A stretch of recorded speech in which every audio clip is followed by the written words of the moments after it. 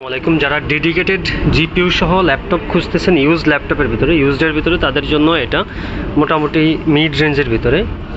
তো এটা হলো আপনার HP jetbook fury series, jetbook series.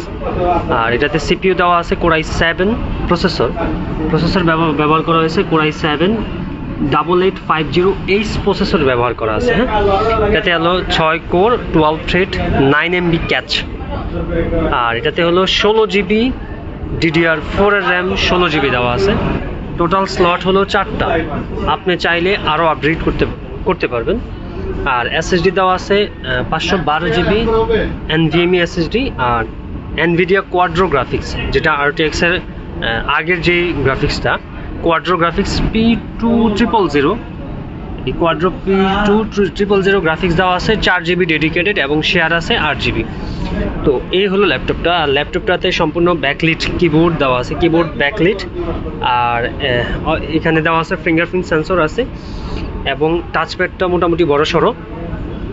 ডিভাইসটা গেমিং হওয়ায় একটু ভারী হবে এবং সম্পূর্ণ মেটাল বডি, একটু ভারী কিন্তু সম্পূর্ণ মেটাল বডি ডিভাইস।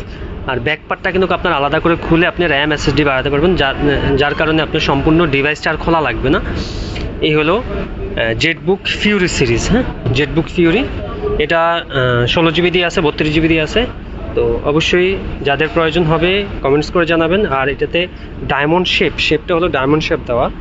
এখানে ল্যান্ডপোর্ট আছে, USB আছে 2টা, আর অপোজিটে আছে টাইপ সি 2টা আছে। এবং এটা হলো অরিজিনাল যে চার্জিং পয়েন্ট HDMI, এবং এখানে USB আছে, কার্ড রিডার আছে, হেডফোন জ্যাক আছে। তো এই হলো, যারা বিশেষ করে একটু ভারী গ্রাফিক্সের কোনো কাজ করেন অথবা ভিডিও এডিটিংয়ের কোনো একটু ভারী লেভেলের কাজ করেন, তাদের জন্য এটা বেস্ট অপশন হবে।